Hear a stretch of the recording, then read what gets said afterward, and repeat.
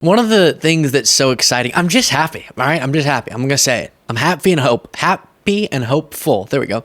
About our prospects in November and the excitement that we're feeling. And a part of that, the biggest part, comes from the fact that the candidacy of Vice President Kamala Harris is clearly energizing more people, motivating more people, and we talked about in other segments how the polling data is already reflecting that, and we've seen this huge swing in her favorability ratings, and it's all very wonderful.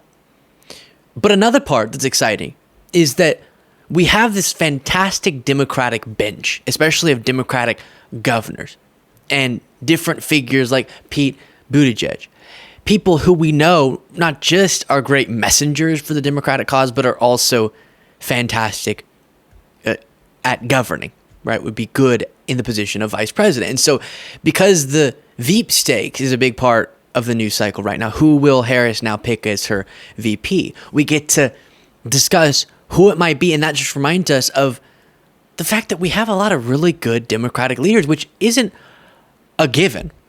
It hasn't always been the case.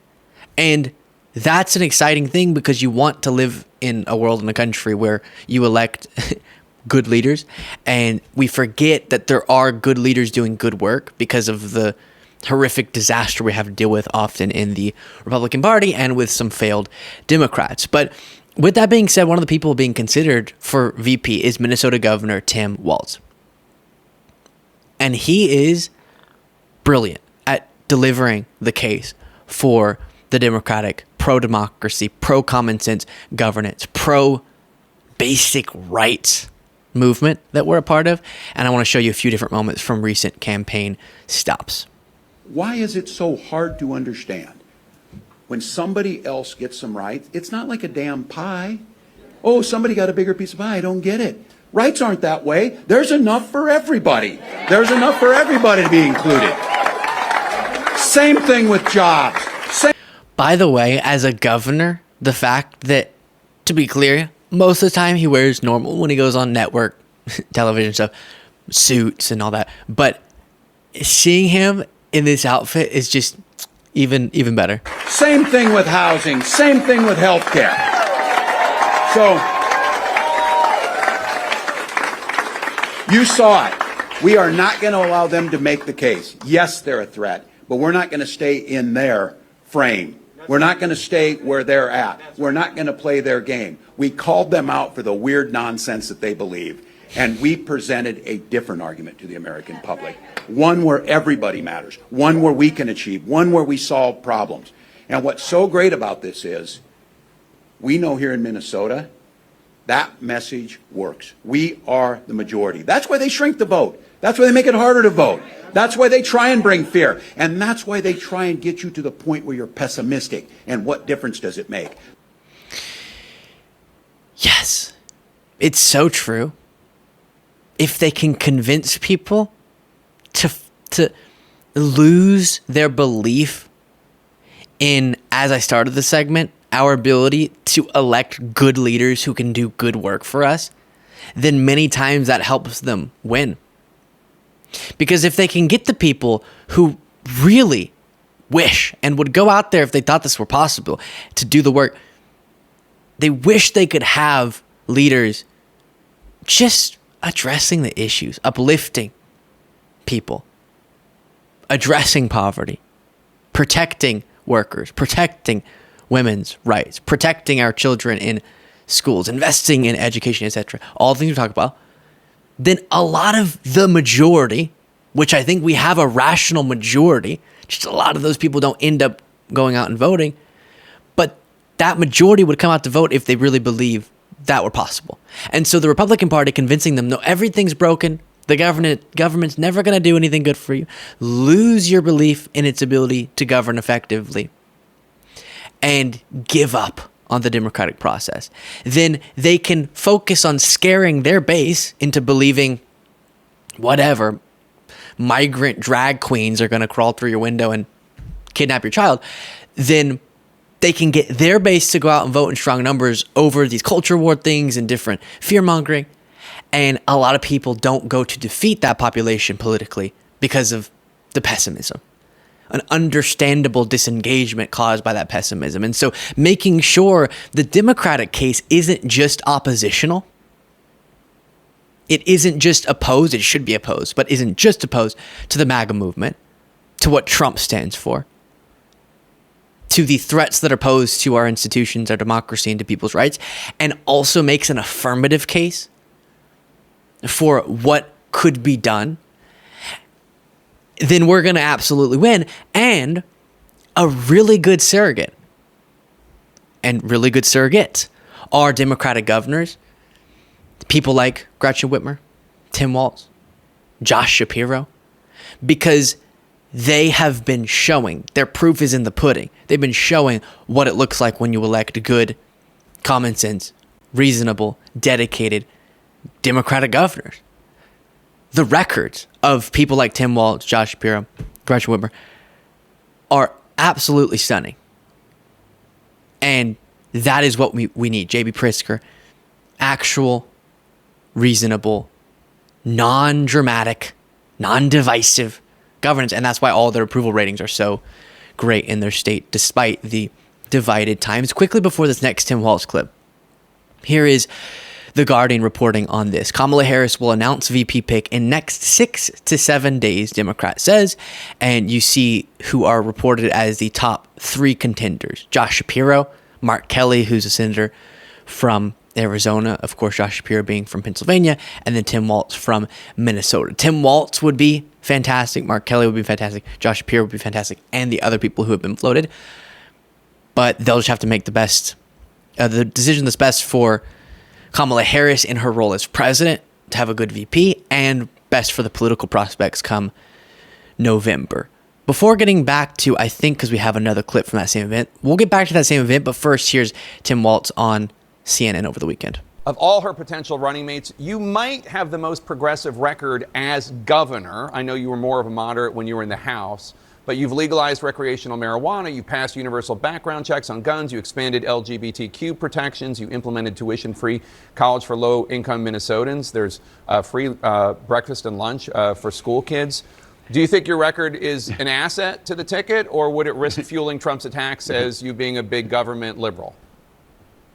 What a monster. Kids are eating and having full bellies so they can go learn, and women are making their own healthcare decisions. And we're a top 5 business state, and we also rank in the top 3 of happiness. Look, they're going to label whatever they're going to label. He's going to roll it out, mispronounce names, to try and make the case. The fact of the matter is, where you see the policies that Vice President Harris was a part of making, Democratic governors across the country executed those policies, and quality of life is higher, the economies are better, all of those things. Educational attainment is better. So yeah, my kids are going to eat here, and you're going to have a chance to go to college, and you're going to have an opportunity to live where we're working on reducing carbon emissions. Oh, and by the way, you're going to have personal incomes that are higher, and you're going to have health insurance. So if that's where they want to label me, I'm more than happy to take the label. That is, let me see. I didn't have this pulled up yet, but let me see if I can find this clip of Tim Walz school lunches that really embodies the message. Okay, we don't have, it looks like, the clip, but this photo came of Tim Walz signing in universal school lunches. Just stop it. Stop it for a second. That's fantastic. So, if you want to attack him over this, making sure kids have food at school and aren't stigmatized, which is a big part of this too, for being the few low-income kids who qualify for the free lunches, and we've learned, analyses have revealed to us, this causes stigma and impacts, and sometimes you then skip lunch. But instead of making it universal, everyone's equal and everyone gets treated to a lunch that they deserve. I think breakfast and lunch too. Meals. Was it said? I think so. Super important policy.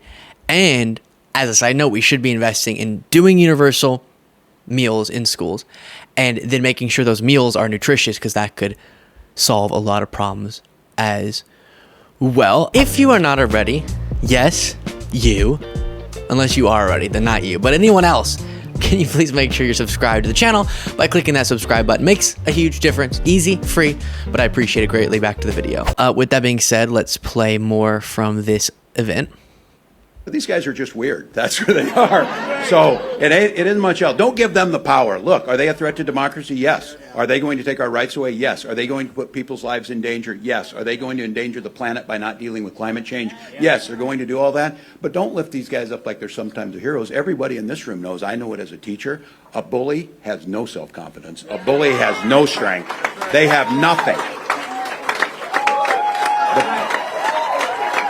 The fascists depend on fear. The fascists depend on us going back. But we're not afraid of weird people. We're a little bit creeped out, but we're not afraid. But look, and then as you heard this, and one day ago, a poll came out and showed Kamala Harris up 10 points and Donald Trump getting his ass handed to him here in Minnesota. So, sorry. But he's here today in the state of hockey to complete his trifecta. He lost in 16, he lost in 20, he loses in 24.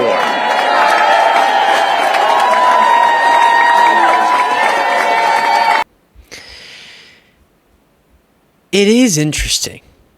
I think one of the reasons I resonate so much with the way Tim Walz speaks about these issues is because always, and you'll notice this now that it's been mentioned, always, which isn't the thing we see across any Democratic advocate, but every single time you hear Tim Walz talk about the issues, he adds the context of the contrast.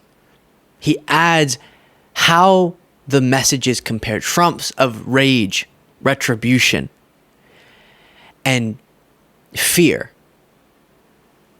And what we're proposing is, let's just get some good stuff done. And again, people like these Democratic governors who have such a great record on that are the best to make the case.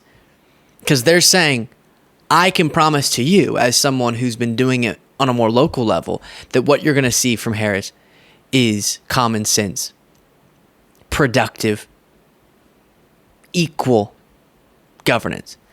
And, of course, the Biden-Harris administration has that record as well. And so making sure that's properly explained to people that this is what we've seen at the federal level, as all of you know when we go through the facts on it.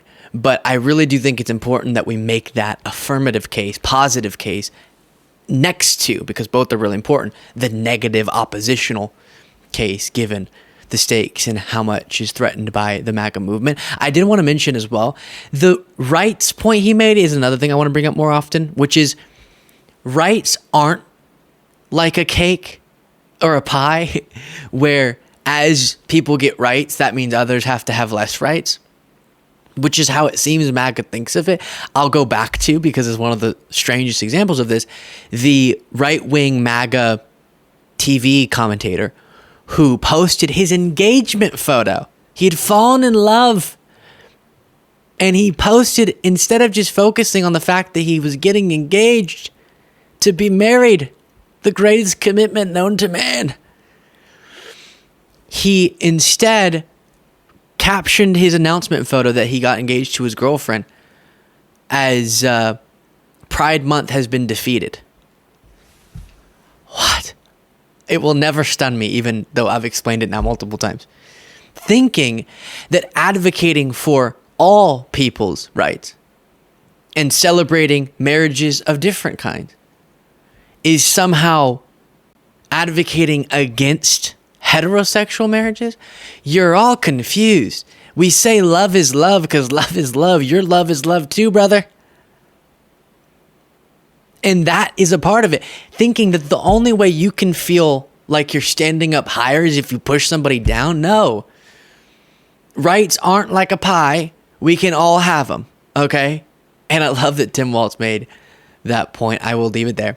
Thank you all so much for watching this video. If you want to donate to the pro-democracy, pro-common sense governance, pro-getting stuff done candidate, You can do so by clicking the link in the description of this video. We're trying to raise, if you can even imagine this, $1 million by the time this channel gets to 1 million subscribers. So contribute by clicking that link in the description of this video.